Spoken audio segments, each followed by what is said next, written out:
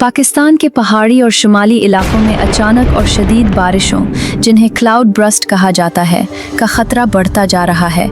ये क्यों होते हैं और हम अपनी हिफाजत कैसे करें? क्लाउड बर्स्ट एक ऐसा वाक़या है जब इंतहाई कलील वक्त में एक ही जगह पर बहुत ज़्यादा बारिश हो जाती है, बाज़ औक़ात 1 घंटे में 50 से 100 मिलीमीटर तक। ये उस वक्त होता है जब गर्म और नमी से भरी हुआ तेज़ी से पहाड़ों की तरफ उठती है, ठंडी होकर घने बादल बनाती है और बारिश पूरे इलाके में फैलने के बजाय एक ही मकाम पर शदीद अंदाज में बरस जाती है।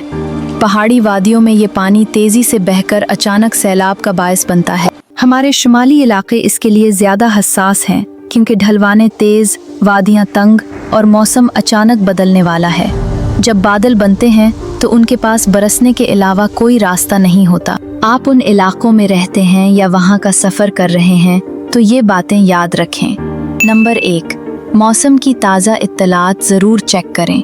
नंबर 2, बारिश के दौरान दरिया और नालों से दूर रहें।